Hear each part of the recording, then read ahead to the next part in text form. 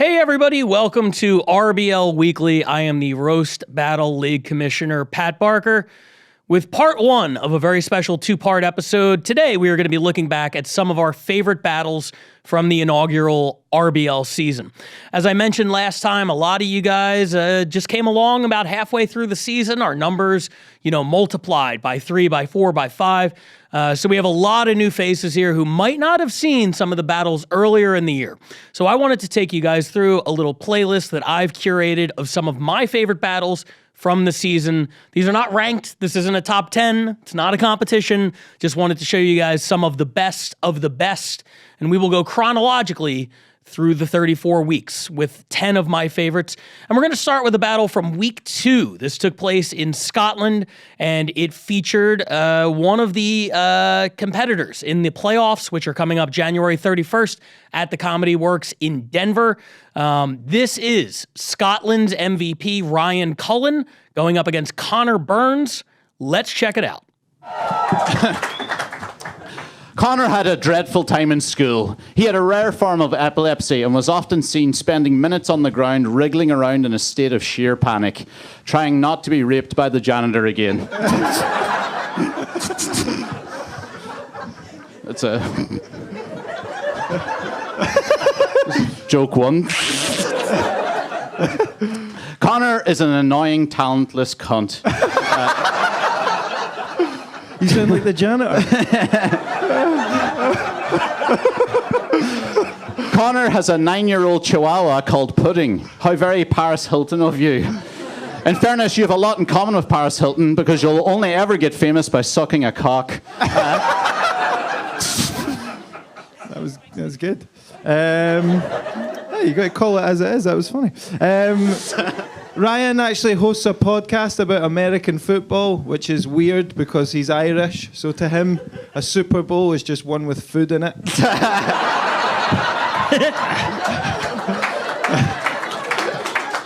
I like how Ryan chooses to honour his Irish relatives by looking like he's currently living through a famine. Good.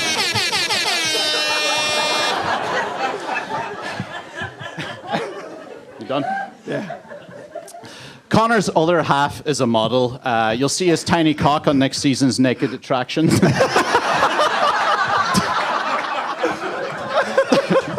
Gig's a gig, eh? No, really, Connor's girlfriend is a model, which just goes to show it's not all about looks. Even if you're a little tiny bit funny, Addison will probably have slept with you. Yeah. Connor is lactose intolerant. Connor, you look like you're intolerant of a lot of things. Lactose, employment, good tattoos, which I know you've got hidden, and blacks.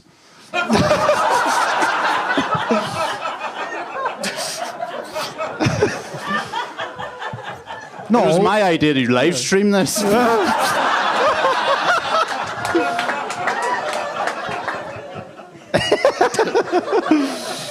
Oh man. Ryan actually failed his driving test last week, which is just fucking funny. It was real bad. What an absolute dog shit waste of space adult you are. Now, apparently it was going quite well until the end of the test when the instructor said, Ryan, I'm sorry, but you picked up a couple of minors, and he went, fuck, how do you know? Yes. Connor's family is a mess. He was born 10 years after his closest family member. What age are you, Connor? I'm 28. 28, God, so your mum's 38 years old? Yeah. Your family tree is as scatters as the brain matter found on Jackie Kennedy's pink Chanel suit. Connor's agent, Marlena, has one breast. The gypsy side of his family stole it. Holy shit. Connor, you're a mistake, and one side of your family is full of gypsies. Congratulations, Connor, on being the only things gypsies didn't want to take with them.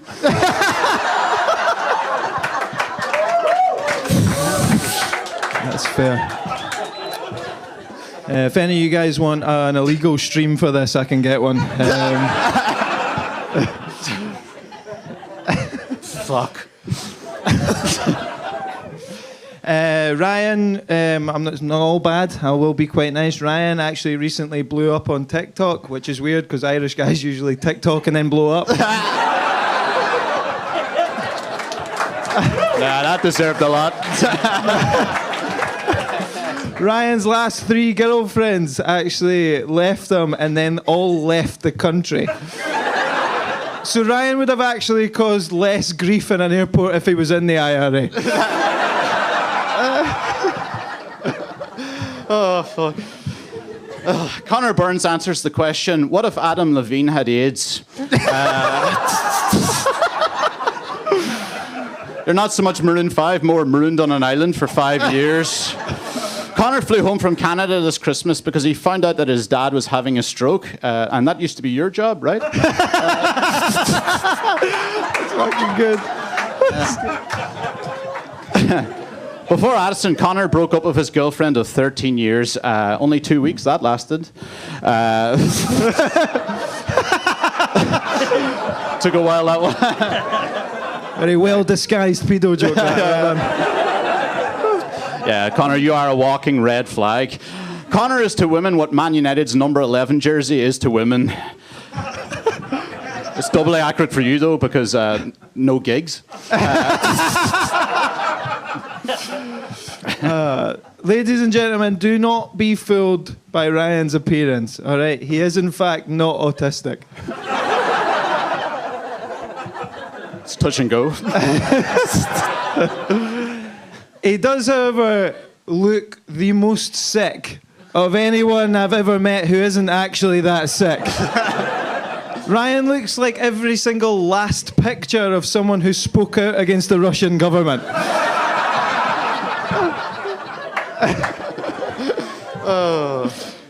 Connor Burns had a podcast with Tom Stade. The old good comic, bad comic routine.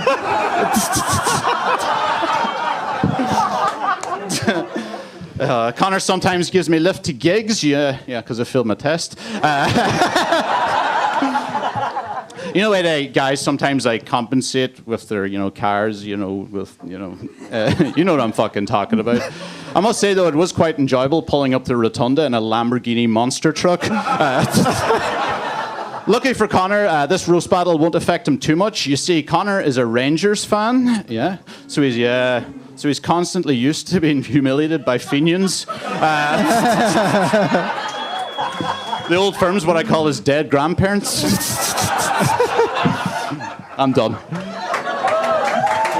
Nice.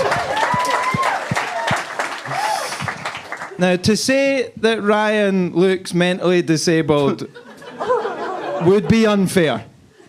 He also looks physically disabled. Even that's unfair. I think with Ryan it's deeper, it's more pure than that. Do you know what I mean? Ryan looks like the sperm that would make a Down syndrome baby. With pride. And then fuck it. So that was Ryan Cullen and Connor Burns from Scotland. Their first battle, I believe, of the season to be ranked, put them on the map. They had a roller coaster season up and down, but they ended up making the playoffs, and Ryan will be representing in Denver on the 31st. Let's move now to another playoff city, and this is a battle that I was lucky enough to be in attendance for. This actually comes to us from New York, and from the New York Comedy Club. It's pretty crazy to me personally, being from LA. I happen to be in the area. They said, why don't you come by and judge? So you have a judge from LA, and then the battle is between one of the best from New York against one of originally the best from Chicago, who moved to New York ahead of the 2023 season. This really represents 3 out of the 6 U.S. roast battle cities in a lot of ways, and it's one of my favorite battles that we had the entire season. This is Dan Wicks versus Grace Leishman. Here it is. All right, right off the top, Grace, I want to say thank you for taking a break from holding a torch next to Ellis Island. Grace is sexually liberated. Yeah, her type is tired, poor, and huddled masses. It's a very famous poem.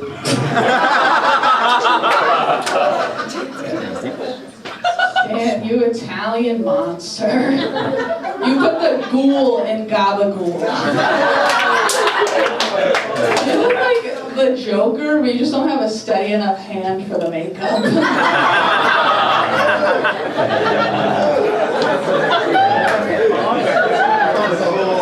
Maybe I should help you do yours.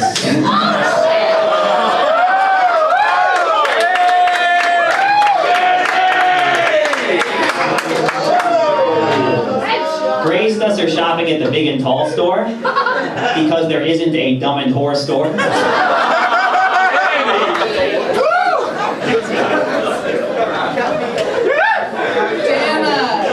Dan told me he never played sports, but doesn't he look like he has a white belt? At least to accessorize with all his white robes.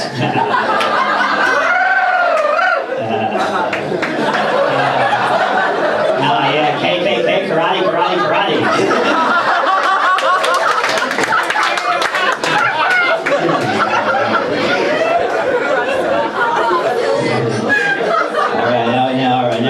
Here we go. All right, Grace is so tall that when she says my eyes are up here, guys are looking at her pussy.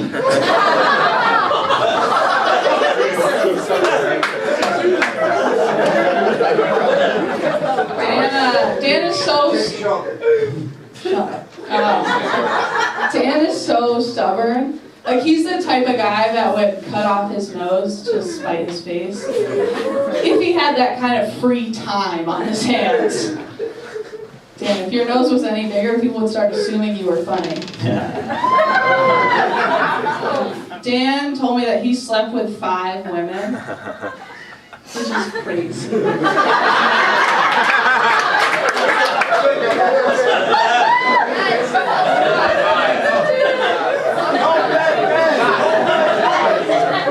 Because I didn't know Make-A-Wish did that kind of thing.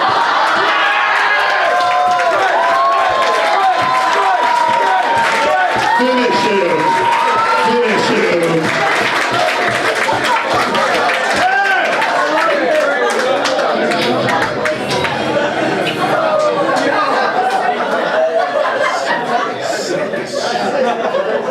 Dan is actually what we call a Make-A-Wish adult. But it just means that he goes to kids' birthday parties and blows out the candles before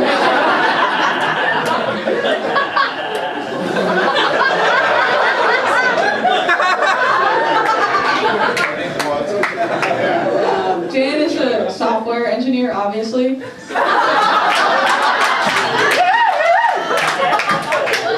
I think that it's awesome that you get paid to do what you love, which is finding and killing bugs.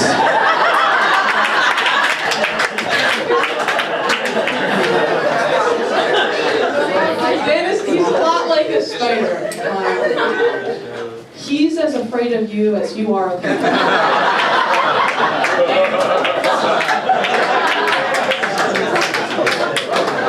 A lot of people talk about Dan's mental illnesses behind his back. They're like, is it depression? Is it autism? And I'm here to put those rumors to rest.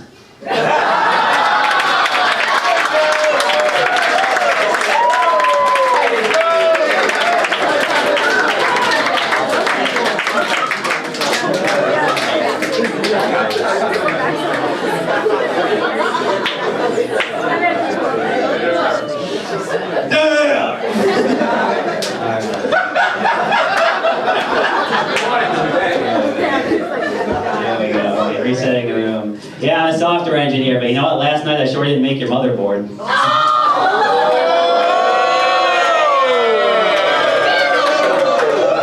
2, 3, 4, 5. Your mother. All right.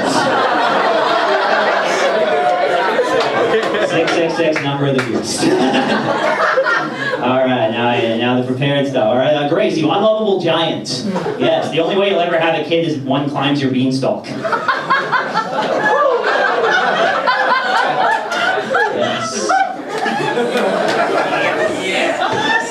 Grace is Scottish. Yeah, she resembles a dude named Scott.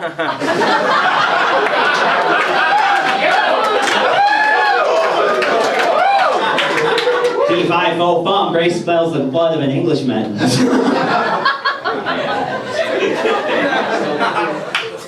Alright, Grace is so big and mid that when she says me too, she's just measuring her size in people. Me too!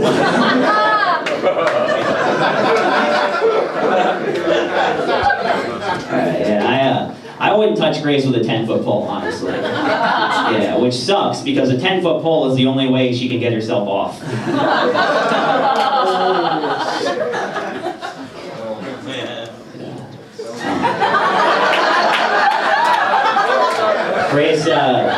Grace used to play basketball in the movie Joanna Man. Yes, Grace played 5-on-5, which is when she competes with another 5.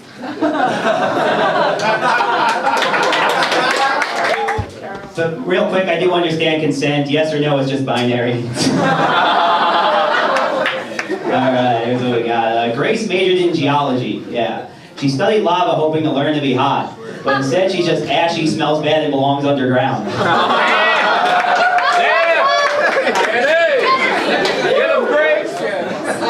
Dan actually performs at this club because I think they get a tax credit for letting special boys like him do his jokes.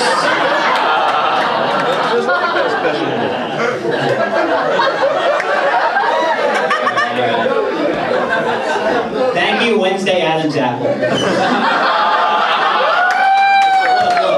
I'm not just going to stand up here and call Grace a man, but also there's no way a man would call Grace.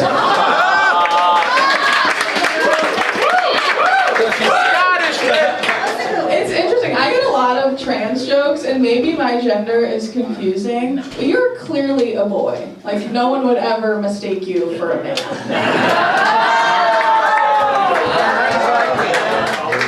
On this topic, actually, Grace did recently come out as queer. Yeah.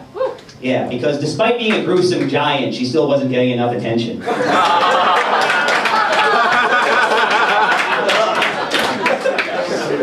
A lot of people say that what Dan does on stage is an act, but it's impossible to confirm because nobody hangs out with Dan off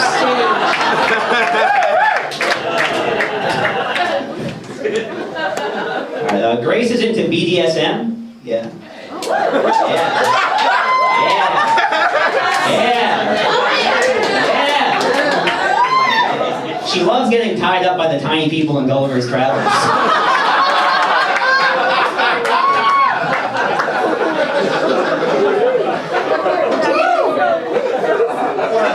You anemic sociopath. You look like if, what the fuck is that? You look like if Steve Buscemi fucks the sloth from the Goonies.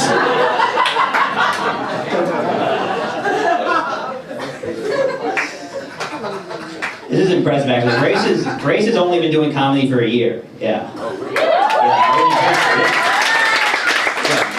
As a matter of fact, her comedy is a lot like a newborn baby.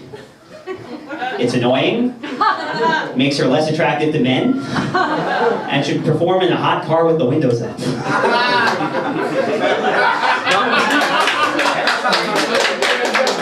out, boys. Dan, I was really nervous to roast you because I don't want to be on any list you're making. You look like a serial killer with a gluten intolerance. So that was Dan Wicks and Grace Leishman from New York. Exceptional battle, two of my favorite joke writers in the entire sport. Big fan of both of them, and I anticipate, hopefully, we'll be seeing a lot more from them in the years to come because they are two of the absolute best. Let's take a look now at Australia. Now, when we talk about roller coaster seasons, Australia doesn't exactly qualify. Here's how it went. The first half, up, and the second half, not even a down. The ride just stopped. It malfunctioned. 16 first half points for Australia, 0 in the second half. Now, they were out of commission for a while because of low ticket sales in the summer months. We anticipated that we wouldn't be getting any Australian battles for a while. They did come back at the end. They did not have any battles that cracked the top 5. At the halfway point of the season, this was looking like a potential playoff team, but then obviously it all kind of fell apart. I'm hoping that next year, the increased popularity of the Roast Battle League and everything allows Australia to have a full season so we could see how they compete with the other cities around the world, because at their peak, Australia was maybe our best city. They were the first city to put up back-to-back #1 battles in weeks 6 and 7. This is the back end of that. This is from week 7. It is one of my favorite battles that we featured. It comes to us from Down Under. It is Sath Nadasan versus Alan Fang. Let's check it out.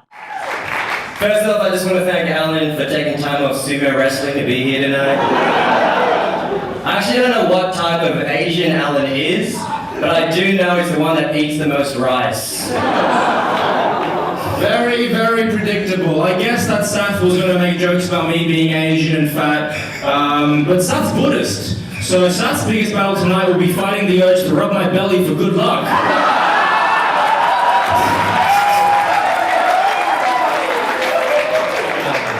Thank you, sweet and sour porky pig.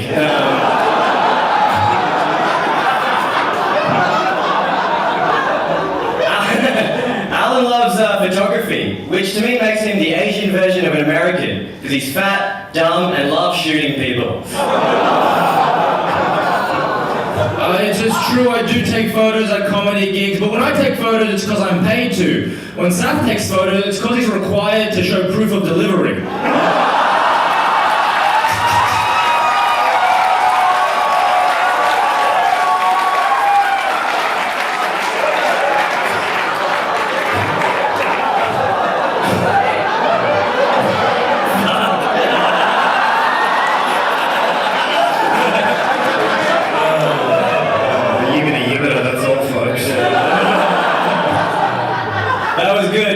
Mentally ill.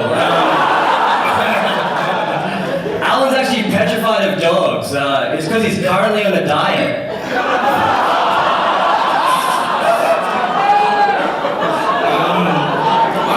I'm actually friends with Sath. Every time I go over to his house, he makes me take off my shoes out of respect for his family, who don't own shoes.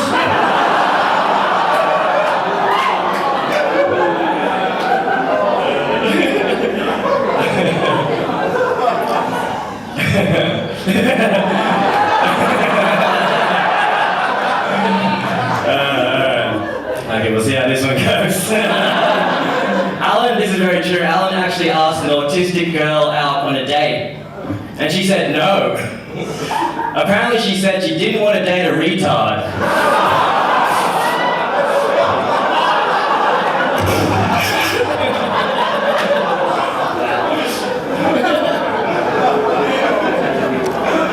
Sath's dad is dead.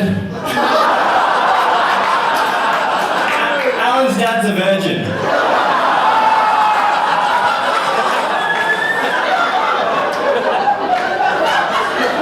Sath's dad died drowning. The first time he was ever on a boat.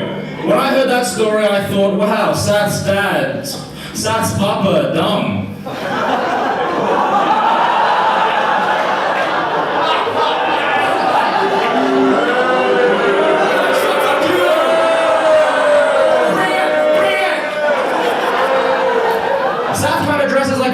Fan, which is ironic because that's the last sound his dad made while he was dying.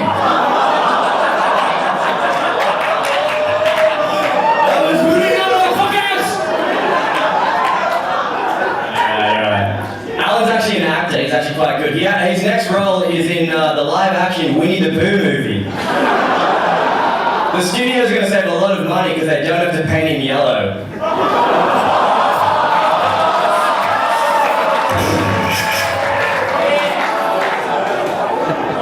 How about this, right? Look. How about this? Sath's sex life is a little like a game of cricket. It's boring. It can take up to 3 days to finish. And he has to wait for 9 guys before it's his turn. So that was Sath Nadasan versus Alan Fang from Australia, Week 7. An exceptional battle, and we're looking forward to seeing more from Australia in the 2024 season. Let's pivot now. And this is a really interesting one because one of the beautiful things about the Roast Battle League is it gives comics an opportunity who may not be as known to flex their skills, to show that they can write great roast jokes, to perform in front of a packed crowd, to do things that, frankly, you might not get to do if you were a headliner, a national headliner. But we had an interesting situation in this next battle where a national headliner who doesn't have to do any of the roast battle stuff said, you know what? I want to do it. I want to test myself in that ring, on that show. It's existed in LA for 10 years. So anybody who has, who you've seen on TV with a Netflix special, with an HBO special, if they spent any time in LA, they're familiar with roast battle. But I would venture to say most of them are afraid to step in the ring. They're afraid to do it. It's kind of a lose-lose situation, right? Going up against a relative no-name comic. It takes a lot of guts and, frankly, a lot of time and energy that a lot of them may not have to step in the ring on a random Tuesday night in the belly room. But that is what happened during Week 9 when Brad Williams went up against Joe Eurell. Let's take a look. What can I say about Joe that his birth parents haven't already screamed into a pillow?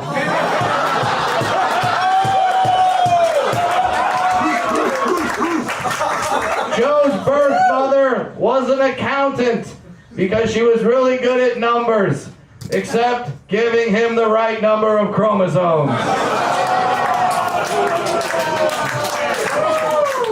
Yeah, Joe. Big talk from a guy who looks like a taxidermy fetus. Brad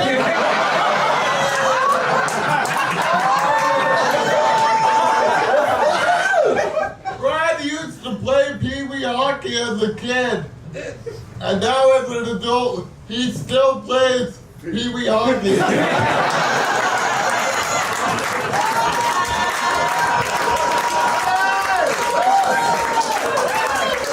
Don't be surprised by his jokes. Joe is a very intelligent man. Did you guys know he has 2 college degrees? Yeah. Amazing.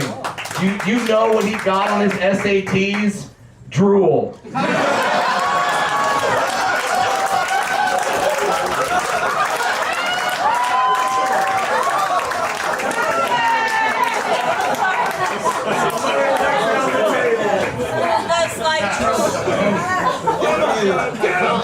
Calm down, Peter.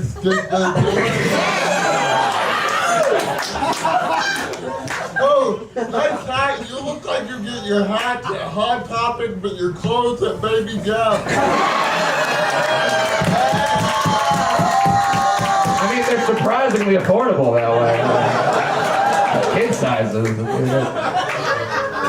Joe Eurell looks like Pete Davidson getting a blowjob from Joe Eurell.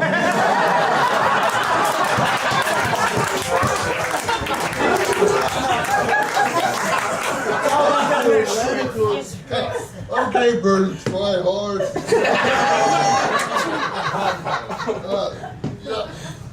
He called me Vern Tryhard for those in the back. Yeah, Brad's a USC grad whose father was a lawyer, so he's like a leprechaun living off his parents' pot of gold. Wow.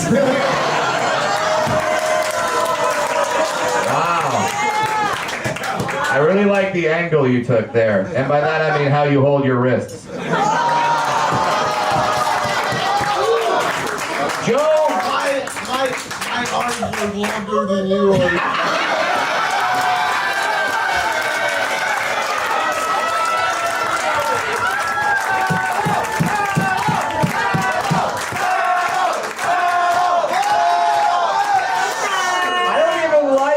This next joke, Joe, he's had a tough couple of weeks. He was recently separated from his beloved cat, and as you can tell, the depression is crippling.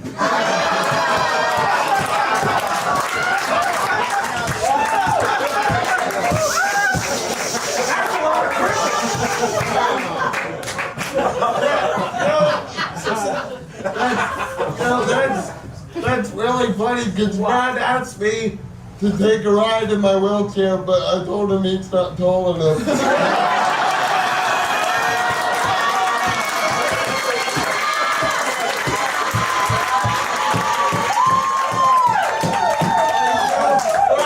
Brad has had a lot of success in Hollywood, and as you can see, he lets it all clearly go to his forehead.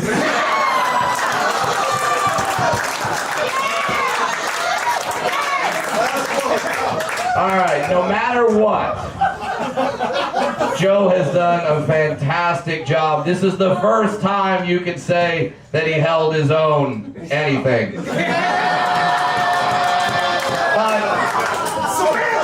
he's so funny. He's so good. These two dwarf women are actually going to give him a blowjob after the show because they heard they'll grow if they eat a vegetable.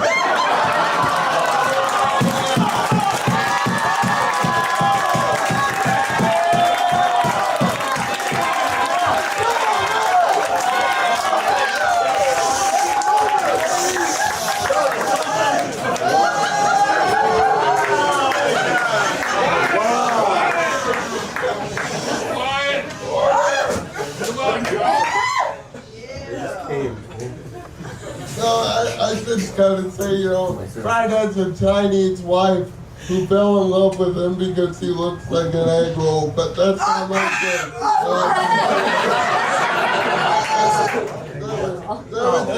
That was just a fact I wanted to share with you. Brad's not a political comic. Brad's not a political comic. He doesn't care about the vaccine, but he does want a booster.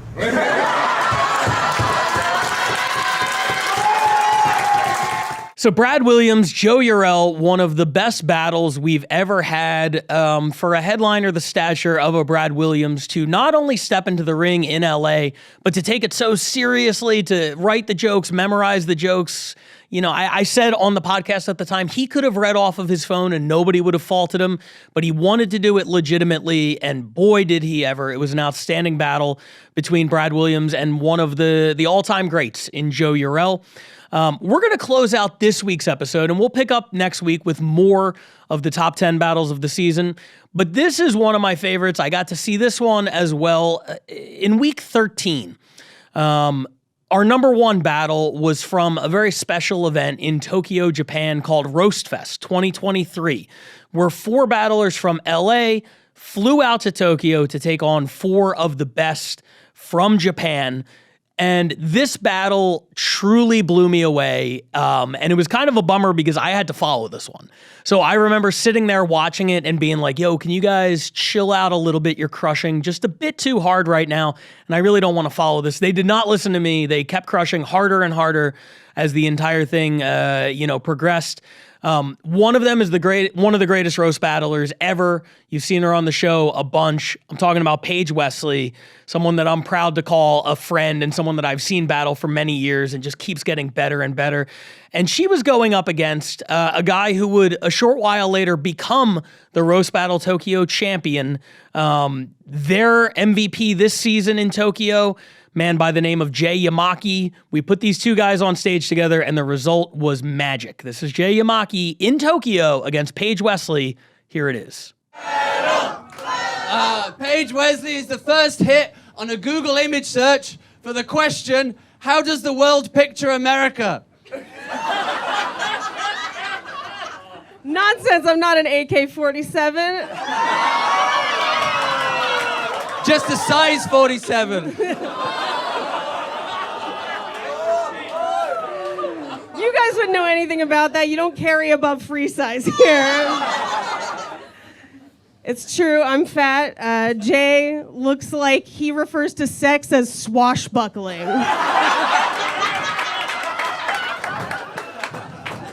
Not just looks like. Yes, it's true, Paige is fat. Her portrait is landscape.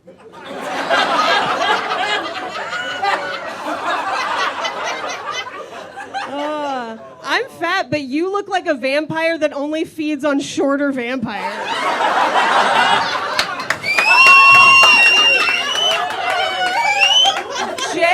Jay has a 7-year-old son, and he knew it was his kid when it came out playing smooth jazz.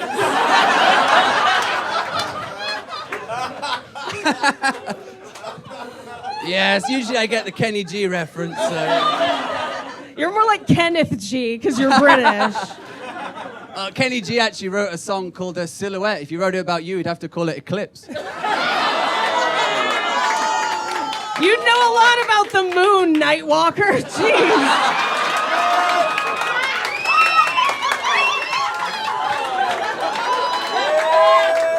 Fuck yeah! Well, it's appropriate we're talking about this because Paige is into horror stories like Alien, The Thing, and her blood test results. You look like your 23andMe is just bats.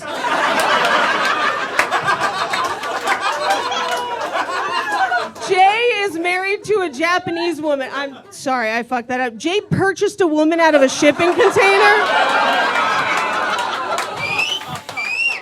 And you tried to eat her. So, when you're in Japan, you do as Godzilla do. yeah, you probably realized when Paige was here because of all the fleeing citizens. I know how to make men scream.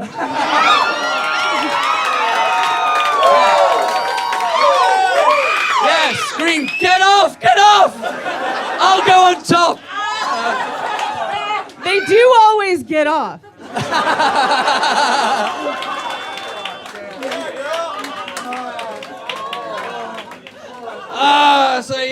Paige's husband looks like a Viking. Damn straight. Damn straight. Oh my God. Like I Googled pictures earlier, don't worry about it. He is. He's a sexy man. And he looks like a Viking, strange lady. And who should shut the fuck up for a second. But welcome. Paige's husband looks like a Viking. He married Paige because he wanted to explore an untouched landmass. And when this battle is over, I will put you in a boat and put coins on your eyes for the ferryman as we fire flaming arrows at it. Jay injured his wrist and his lower back skateboarding. You look like the only skateboarder who takes pipe instead of riding it.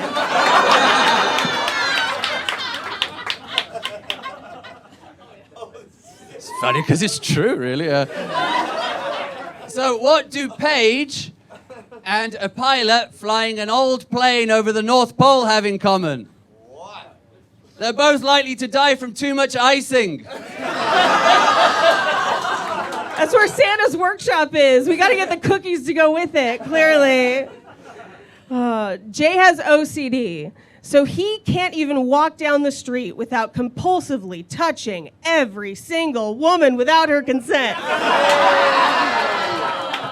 I'm guessing Paige has OCD, an official curtain designer.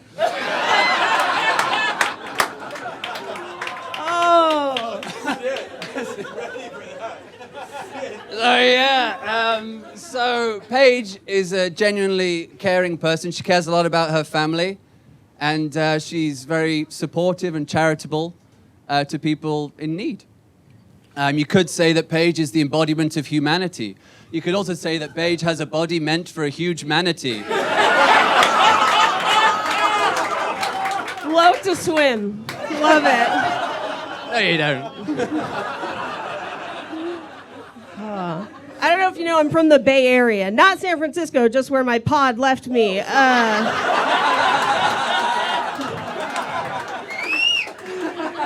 Jay used to teach English in Japan because girls can't say no if you don't teach them.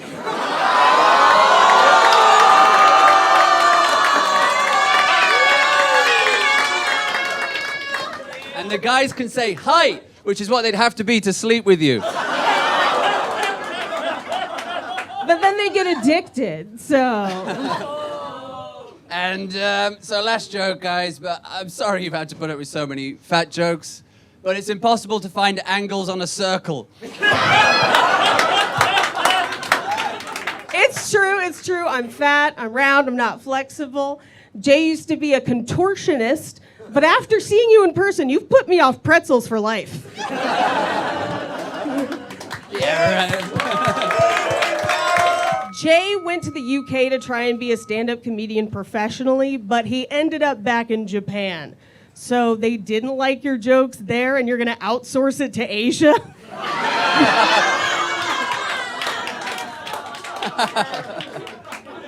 They're cheap, like your dress. Nonsense, this much material is expensive.